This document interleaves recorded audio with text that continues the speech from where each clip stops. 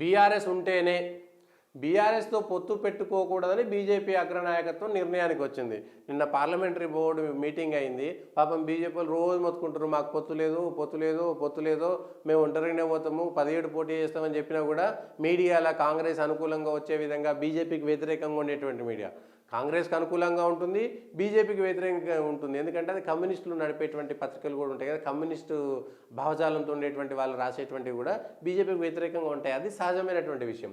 బీఆర్ఎస్తో పొత్తు పెట్టుకోకూడదని బీజేపీ అగ్రనాయకత్వం నిర్ణయానికి వచ్చింది. ఎప్పటి నుంచో నిర్ణయానికి వచ్చింది. బీఆర్ఎస్ పొత్తు పెట్టుకుంటుందని ప్రచారం చేసింది ఇక్కడ కాంగ్రెస్, ఇక్కడ కొన్ని పత్రికల యొక్క ఊహాగానాలే. అసెంబ్లీ ఎన్నికల్లో కూడా నిజానికి బీఆర్ఎస్తో పోరాటం చేసిందంతా బీజేపీ, కానీ బీజేపీ చేసిన తప్పులకు కాంగ్రెస్ అధికారంలోకి వచ్చింది. అది స్పష్టం. కేసీఆర్ను ఓడించాలనేటువంటి తపన ఉన్నటువంటి దాంట్లో బీజేపీ చాలా ప్రచారం చేసింది. కేసీఆర్ మీద అనేకమైనటువంటి పోరాటాలు చేసి ప్రజల్లోకి వెళ్ళిన తర్వాత ఎన్నికలు వచ్చే నాటికి ఎక్కడైతే చెట్లు పెట్టి ఫలాలు అనుభవించే సమయానికి నిస్సారమైపోయింది భారతీయ జనతా పార్టీ. అది బీజేపీ చేసుకున్నటువంటి స్వయంకృత అపరాధము. ఇప్పుడు లోక్సభ ఎన్నికల్లో వాతావరణం తమకు అనుకూలంగా ఉందని బీజేపీ నాయకులు నమ్ముతున్నారు. నిజానికి అసెంబ్లీ ఎన్నికల్లో కూడా వాతావరణం బీజేపీకి అనుకూలంగా ఉంది, కానీ 2018 నుంచి 2023 దాకా జరిగినటువంటి ఏ ఉప ఎన్నికల్లో కూడా, ఏ కార్పొరేషన్ ఎన్నికల్లో కూడా కాంగ్రెస్ పార్టీ ఒక్క దగ్గర కూడా గెలవలేదు. అనేక చోట్ల డిపాజిట్లు కోల్పోయింది, ఎమ్మెల్సీ ఎన్నికలతో సహా. కానీ గెలిచినటువంటి భారతీయ జనతా పార్టీ దాన్ని నిలబెట్టుకోవడంలో విఫలమైంది. అది జాతీయ పార్టీ తప్ప, రాష్ట్ర పార్టీ తప్ప అనేటువంటిది ఆ పార్టీకి వదిలేద్దాం. కానీ ఈ విషయంలో రేవంత్ రెడ్డి ఒక వ్యూహం ప్రకారం వెళ్ళిపోయి ఆ కాంగ్రెస్కు సంబంధించినటువంటి దాంట్లో టీఆర్ఎస్ వ్యతిరేకతను, కేసీఆర్ వ్యతిరేకతను తనకు అనుకూలంగా మలుచుకోవడంలో రేవంత్ రెడ్డి చాలా స్పష్టంగా వెళ్ళిపోయాడు. ఆ భ్రమ ఏదైతే బీజేపీ గెలవదు అనేటువంటి దాన్ని సృష్టించడంలో కాంగ్రెస్ సక్సెస్ అయింది, బీజేపీ ఫెయిల్ అయింది. ఎవరైతే కేసీఆర్కి వ్యతిరేకంగా బీజేపీ బలంగా ఉందని దుబ్బాక ఉప ఎన్నికల నుంచి ముందు, మా తర్వాత హుజూరాబాద్, తర్వాత అనేక మంది నాయకులు కేసీఆర్కి వ్యతిరేకంగా రాజగోపాల్ రెడ్డితో సహా బీజేపీలోకి వచ్చారో, ఎప్పుడైతే బీజేపీ గెలవదు, కేసీఆర్ను ఓడించడానికి కాంగ్రెస్ పోవాలని మళ్ళీ ఒక రాగం తీసుకున్న తర్వాత కాంగ్రెస్కు 5+ అయింది. ఇప్పుడు కూడా అదే. ఈ ఎన్నికల్లో బీఆర్ఎస్ను దెబ్బతీయగలిగితే రాష్ట్రంలో ప్రధాన ప్రతిపక్షంగా ఎదగవచ్చునన్నది వారి ఆలోచన. బీజేపీ పెద్దలు భావిస్తున్నట్టు లోక్సభ ఎన్నికల్లో బీఆర్ఎస్ నిజంగా దెబ్బతింటే దాని ప్రభావం ఆ తర్వాత కాలంలో కాంగ్రెస్ పైన కూడా పడుతుంది. కర్ణాటకలో ఇది క్లారిటీగా ఉన్నది. ఇవాళ కొత్తగా మనం చెప్పుకునేది ఏం లేదు. కర్ణాటకలో జేడీఎస్ అనేటువంటి పార్టీ ఇవాళ బీజేపీ ప్రాపకం కోసం ఉండాల్సినటువంటి పరిస్థితి. ఒక 3 సీట్లు 4 ఎంపీ సీట్లు వాళ్ళకు కేటాయిస్తే చాలు పొత్తు పెట్టుకునేటువంటి పరిస్థితికి జేడీఎస్ వచ్చేసింది. ఎక్కడైతే బీజేపీ కాంగ్రెస్ ముఖాముఖిగా ఉంటాయో కాంగ్రెస్ను ఓడించడం అనేటువంటిది భారతీయ జనతా పార్టీకి చాలా సులువైనటువంటి విషయం. ఇప్పుడు తెలంగాణలో కూడా కాంగ్రెస్ అధికారంలోకి వచ్చింది కాబట్టి ఇప్పుడు బీఆర్ఎస్ 3rd ప్లేస్లోకి వెళ్ళిపోతుంది. అది 3వ స్థానానికి పడిపోతున్నది అనేటువంటిది. బీఆర్ఎస్ దెబ్బతింటే బీజేపీని ఎదుర్కోవడం రేవంత్ రెడ్డి ప్రభుత్వానికి అంత ఈజీ కాదు. బీజేపీతో పాటు బీఆర్ఎస్ కూడా ఎంతో కొంత బలంగా నిలబడడం కాంగ్రెస్కి అవసరం. అసలు పాయింట్ ఇది.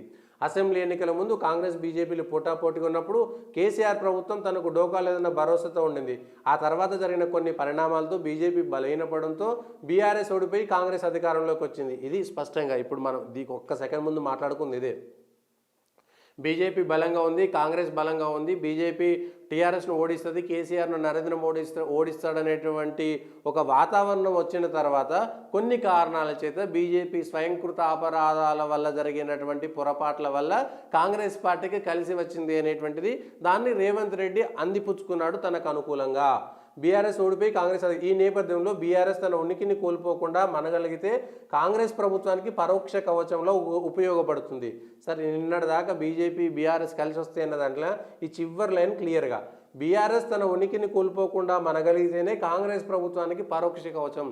అంటే కాంగ్రెస్ ప్రభుత్వమే టీఆర్ఎస్ను గెలిపించడం కోసం కొంత పని చేయాలి అనేటువంటి సూచన. ఎందుకంటే రాధాకృష్ణ గారు చెప్తే రేవంత్ రెడ్డి గారు వింటారు కాబట్టి ఓపెన్గా ఇది చెప్పారు. కార్యకర్తలకు కూడా ఈ విషయం చెప్పారు అనమాట. బీఆర్ఎస్ మొత్తం 0 అయితే బీజేపీ బలపడుతుంది, బీజేపీ బలపడితే కాంగ్రెస్ను ఓడించడం చాలా ఈజీ, అల్కగా అయిపోతుంది. కాబట్టి తెలంగాణలో బీజేపీ బలపడకుండా చూడాల్సినటువంటి బాధ్యత. సో బీఆర్ఎస్ గెలిచినా పర్వాలేదు కానీ బీజేపీని గెలవనీయకండి కాంగ్రెస్ కార్యకర్తలారా అనేటువంటిది ఒక పిలుపు. తాజా సర్వేల ప్రకారం లోక్సభ ఎన్నికల్లో కాంగ్రెస్ ప్రథమ, బీజేపీ ద్వితీయ, బీఆర్ఎస్ తృతీయ స్థానాల్లో ఉండబోతున్నాయి. ఇదే నిజమైతే ఎన్నికల తర్వాత బీఆర్ఎస్ ఎమ్మెల్యేలు పక్క చూపులు చూడకుండా కట్టడి చేయడం కేసీఆర్కు శక్తికి మించిన పనే. ఏ కారణం వల్లనైనా ఎన్నికల తర్వాత బీఆర్ఎస్కు చెందిన మెజారిటీ ఎమ్మెల్యేలు బీజేపీలో చేరితే రేవంత్ రెడ్డి ప్రభుత్వానికి చిక్కులు తప్పవు. మోదీ మళ్ళీ అధికారంలోకి వస్తే రాష్ట్రంలో కాంగ్రెస్ ప్రభుత్వాన్ని కుదురుగా ఉండనిస్తారని భావించలేము. అయితే ఈ అంశంలో రాజస్థాన్లో 5 ఏళ్ల పాటు కాంగ్రెస్ పార్టీ అధికారంలో ఉన్నది. ఛత్తీస్గఢ్లో కాంగ్రెస్ పార్టీ 5 ఏళ్ల పాటు అధికారంలో ఉన్నది. ఇప్పుడు కాంగ్రెస్ కర్ణాటకలో అధికారంలో ఉన్నది. మధ్యప్రదేశ్ రాష్ట్రానికి సంబంధించి మహారాష్ట్రలో శివసేన బీజేపీ కలిసిపోయిన తర్వాత శివసేన బీజేపీకి డోకా ఇచ్చి బీజేపీని వెన్నుపోటు పొడిచి తను ఉద్ధవ్ ఠాక్రే ముఖ్యమంత్రి కావడం కోసం ఎన్సీపీ తోటి కాంగ్రెస్ తోటి నిస్సిగ్గుగా కలిశారనేటువంటిది వాస్తవం. దీన్ని పోలిక పెట్టడానికి లేదు. ఇక మధ్యప్రదేశ్ సింధియా ఆయన ముఖ్యమంత్రి కావాలనుకున్నాడు. కాంగ్రెస్ పార్టీ ఆయనకు ముఖ్యమంత్రి చేయకుండా కమల్నాథ్ను ముఖ్యమంత్రిగా చేస్తే ఆయన రగిలిపోయాడు. ఆయన తన వర్గాన్ని మొత్తము బీజేపీ పార్టీలో చేర్చాడు. రాజీనామా చేసి అక్కడ బీజేపీ గెలిచింది. అయితే అక్కడ బీజేపీ కాంగ్రెస్కు మధ్య కేవలం 7-8 స్థానాలు మాత్రమే తేడా ఉంది. కానీ ఇక్కడ అట్లాంటి పరిస్థితి లేవు. కాబట్టి రేవంత్ రెడ్డి ప్రభుత్వానికి డోకా లేదు అనేటువంటి స్పష్టంగా అర్థం చేసుకోవచ్చు మనం. ఇంకా 5 ఏళ్లలో 39 మంది టీఆర్ఎస్ ఎంపీలు, సరే నిన్న ఒకరు చనిపోయారు, 38 మంది టీఆర్ఎస్ ఎమ్మెల్యేల్లో ఇప్పటికే 15-16 మంది కాంగ్రెస్ వైపు వెళ్ళిపోయారనేటువంటి స్పష్టం. ఎప్పుడు పోతారనేటువంటి తెలియదు. కానీ ఇప్పటికే తీగల కృష్ణారెడ్డి నిన్న వాళ్ళ రంగారెడ్డి జిల్లా జెడ్పీ చైర్మన్ తీగల అనితారెడ్డి కలిసిరు. ఆమె చేరుతుంది. వికారాబాద్ జెడ్పీ చైర్మన్ చేరిరు. నిన్న డిప్యూటీ మేయరు మోతే శోభన్ రెడ్డి మొదటి నుంచి టీఆర్ఎస్లో ఉన్నాడు. మోతే శోభన్ రెడ్డి, శ్రీలత వాళ్ళు కూడా కాంగ్రెస్ పార్టీలో చేరుతున్నారు. టీఆర్ఎస్కు రాజీనామా చేశారు. మేయర్ గద్వాల విజయలక్ష్మి కూడా నేడో రేపు అంటున్నారు. కానీ ఇంకా క్లారిటీ లేదు. మాజీ మేయరు, మాజీ డిప్యూటీ మేయర్ చేరిపోయారు. సో బీఆర్ఎస్ పార్టీ ఇప్పటికే ఖాళీ అయిపోయింది. తర్వాత ఎంపీ ఎన్నికల తర్వాత మొత్తం ఖాళీ అవుతుంది. బీజేపీ కాంగ్రెస్ మధ్యనే తెలంగాణలో పోటీ ఉంటుంది. బీఆర్ఎస్ తెలంగాణలో పెద్ద సున్నా అనేటువంటిది స్పష్టం. మళ్ళా చెప్తున్న తెలంగాణలో ఇంకేమున్నది. దారుణమైనటువంటి విషయం ఏంటంటే విలువలతో కూడిన రాజకీయాలకు ఇవి రోజులు కావు. అయితే ఈ మాట ఎన్టీ రామారావుకు వెన్నుపోటు పొడిచినప్పుడు కూడా అది కూడా విలువలు లేనటువంటి విషయం రాయాల్సింది. పాపం ప్రధాని మోదీ కూడా నైతికత కంటే గెలుపుకే ప్రాధాన్యత ఇస్తున్నారంటే అనేక సందర్భాల్లో రుజువైంది. నైతికతకు గెలుపుకు ఉన్నటువంటి తేడా ఏంటో చూడాలి. చంద్రబాబు నాయుడుకు సంబంధించినటువంటి అంశంలో కూడా ఇదే రాస్తే బాగుండేది. చంద్రబాబు 2014లో పొత్తు పెట్టుకుని 2018లో నరేంద్ర మోడీని, చంద్రబాబు నాయుడు వాళ్ళ బావమరిది ఎమ్మెల్యే బాలకృష్ణ ఇష్టం ఉన్నట్టుగా నరేంద్ర మోడీ భార్యను, నరేంద్ర మోడీ తల్లిని అసెంబ్లీ సాక్షిగా తిట్టినప్పుడు అరే మీ నైతిక విలువలు ఏమైనాయి చంద్రబాబు నాయుడు గారని మీరు ప్రశ్నిస్తే చాలా బాగుండేది. ప్రశ్నించలేకపోయారు. రాజకీయ విమర్శలు అనేటువంటివి వ్యక్తిగతమైనటువంటి దాడులకు దిగిన సందర్భంలో హెచ్చరించాల్సినటువంటి మీలాంటి పెద్ద పెద్ద జర్నలిస్టులు, పెద్ద పెద్ద సంస్థలు హెచ్చరించలేకపోయినాయి. వాటిని ప్రోత్సహించింది మీవే. నైతికతలు కోల్పోవడానికి కారణము కూడా మీరే. ఈ విషయాన్ని స్పష్టంగా చెప్తున్నాను. రేవంత్ ప్రభుత్వాన్ని పూర్తికాలం అధికారంలో కొనసాగనిస్తారన్న సందేహం పలువురిలో ఏర్పడింది. సీఎం రేవంత్ కూడా ఏమి జరుగుతున్నదో తెలుసు. బీజేపీ నుంచి ఎదురుగాబోతున్న ప్రమాదం నుంచి బయటపడేందుకు రేవంత్ ఏ చర్యలు తీసుకుంటారో వేచి చూడాలి. బీజేపీ నుంచి ఇటు అధికార పక్షం, అటు ప్రధాన ప్రతిపక్షం ముప్పు ఎదుర్కోవాల్సి రావడం మోదీ మహిమని చెప్పుకోవాల్సింది. మోదీ మహిమ అనేటువంటిది దేశంలో ఉన్నది ఒప్పుకుందాము. కానీ ప్రధాన ప్రతిపక్షానికి బీఆర్ఎస్కు మాత్రం గడ్డు కాలము చుక్కలు కనబడుతుంది. మెదక్లో కూడా ఏదో గెలుస్తున్నటువంటి ఆశ ఉంది కదా బీఆర్ఎస్కు. మెదక్లో కూడా గెలవదు. నేను పటాన్చెరు, సంగారెడ్డి ప్రాంతాల్లోకి వెళ్ళినా అక్కడ జనస్పందన, అక్కడ ఉన్నటువంటి పరిస్థితి ఎట్లా ఉంది, ప్రజల యొక్క మనోభావాలు ఎట్లున్నాయి, వాళ్ళతో మాట్లాడేటువంటి ప్రయత్నం చేసిన నేను. సంగారెడ్డి, పటాన్చెరు లాంటి ఏరియాల్లో అనేక భాషల వాళ్ళు ఉంటారు. ఏది హిందీతో పాటు నాన్ తెలుగు రెసిడెన్షియల్స్ 80-90 వేల మంది సంగారెడ్డి, పటాన్చెరు ఏరియాలో చాలామంది మోదీ అంటే ఇష్టపడేటువంటి వాళ్ళు ఉన్నారు. ఈసారి ఎంపీ స్థానం కోసం సంగారెడ్డి, పటాన్చెరులో బీజేపీకి దాదాపుగా 2-3 లక్షల ఓట్లు పడేటువంటి పరిస్థితి కనబడుతున్నది. కాబట్టి మెదక్ లాంటి ఏరియాలోనే మీకు ఇంకా సదాశివపేట ఆ ఏరియాకు పోతే ఆ బీజేపీకి సంబంధించినటువంటిది హిందూ ముస్లిం సంబంధించినటువంటి అది కూడా వస్తుంది. సో సంగారెడ్డి, పటాన్చెరు లాంటి ఏరియాలోనే 2-3 లక్షల ఓట్లు భారతీయ భారతీయ జనతా పార్టీకి మెజార్టీ తెచ్చేటువంటి పరిస్థితి అక్కడ కనబడుతున్నది. కాబట్టి మెదక్ లాంటి ఏరియాల్లో కూడా భారతీయ జనతా పార్టీ గెలవడానికి చాలా పెద్ద స్కోప్ కనబడుతుంది. కాంగ్రెస్ వాళ్ళే భయపడుతున్నారు అక్కడ. మెదక్లో పోటీ చేస్తే గత 30 ఏళ్ళ నుంచి కాంగ్రెస్ ఎప్పుడు గెలవలేదు, ఎప్పుడు బాగారెడ్డి గెలిచిన తర్వాత కాంగ్రెస్ ఎప్పుడు గెలవలేదు అనేటువంటిది స్పష్టంగా. మెదక్లో కాంగ్రెస్ గెలవక 30 ఏళ్ళు అవుతుంది ఎంపీ. కనీసం నరేంద్ర బీజేపీ నుంచి గెలిచిండు ఒకసారి మెదక్ ఎంపీగా, ఆ తర్వాత టీఆర్ఎస్ గెలిచింది వరుసగా.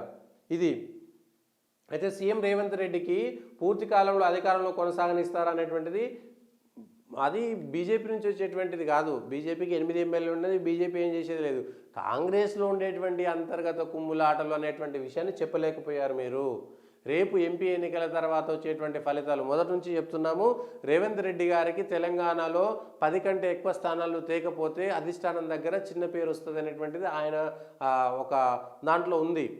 రేవంత్ రెడ్డి తనను తను ప్రూవ్ చేసుకోవాలి, ఇప్పుడు నిరూపించుకోవాల్సినటువంటి సమయము. ఇది ఒక పరీక్షా కాలము. మొన్న జరిగినటువంటి అసెంబ్లీ ఎన్నికల్లో కేసీఆర్కు ఉన్నటువంటి ఎదురుగాలి అది కాంగ్రెస్కు అనుకూల గాలిగా మారింది. ఇప్పుడు ఎంపీ ఎన్నికల్లో కనుక చేస్తే నిజంగా కాంగ్రెస్ కష్టపడితేనే గెలిచిందండి. కానీ 2019లో అధికారంలో కేసీఆర్ లాంటి నాయకుడు ఉన్నప్పుడే తెలంగాణలో ఏమీ లేదు బీజేపీకి. సికింద్రాబాద్ గెలిస్తే మహా గొప్ప అనుకున్న సందర్భంలోనే 4 ఎంపీ స్థానాలు బీజేపీ గెలిచింది. ఇప్పుడు నరేంద్ర మోడీకి సంబంధించినటువంటి హవా 2019 కంటే కనీసం ఒక 10 ఎక్కువ పెరిగింది. సో ఇప్పుడు తెలంగాణలో ఖచ్చితంగా 8 ఎమ్మెల్యే స్థానాలు సొంతంగా గెలిచి 14 సీట్లు ఓట్లు వచ్చినటువంటి బీజేపీ మరింతగా పెరిగేటువంటి అవకాశం కనబడుతున్నది. సో తెలంగాణలో బీజేపీకి సంబంధించినటువంటి అంశమే. ఏపీలో టీడీపీ జనసేన చేతులు కలుపుతామని చెప్పి 15 రోజులు దాటినా బీజేపీ నుంచి స్పందన లేకపోవడం అనేక ఊహాగానాలకు తావిస్తుంది. ఇప్పుడు భయపడుతున్నారు, బీజేపీ ఏపీలో కలుస్తుందా కలవదా, ఒంటరిగా పోతే జనసేన టీడీపీ ఓడిపోతుంది అంటే. బీజేపీ ఏమీ లేనటువంటి బీజేపీని విమర్శించి నిన్నటి దాకా ఇప్పుడు ఆ బీజేపీ అవసరం కోసం వచ్చేసరికి అర్రులు చాస్తున్నటువంటిది. ఇట్లా చంద్రబాబు నాయుడు ఎన్నిసార్లు రంగులు మారుస్తారు అనేటువంటిది. వాళ్ళ పార్టీ తెలుగుదేశం పార్టీ అవసరం కోసం కమ్యూనిస్టులతో పొత్తు పెట్టుకుంది, బీజేపీతో పొత్తు పెట్టుకుంది, కాంగ్రెస్తో కూడా పొత్తు పెట్టుకున్నది. సో తెలుగుదేశం పార్టీ చంద్రబాబు నాయుడు తన అవసరాల కోసం ఏ పార్టీ తను గట్టెక్కడం కోసం ఎవరినైనా సరే ఒంగోబెట్టి తను మెట్లలాగా వాడుకొని అతను బయటపడతాడు అనేటువంటి. ఇప్పుడు జనసేన అనేటువంటి ఆసరా దొరికింది. జనసేనకు ఆ జనసేన నాయకులకు సంబంధించినటువంటి జనసేన మద్దతు తెలిపేటువంటి నాయకులు ఇప్పుడైనా సరే దాన్ని వదిలేసి పక్కకు పోయి నరేంద్ర మోడీకి మద్దతు తీసుకునేటువంటి అవకాశం, ఒక ప్రత్యామ్నాయం దొరికింది. ఇది ఈరోజు ఉన్నటువంటి వార్తలకు సంబంధించినటువంటి ప్రత్యేకమైనటువంటి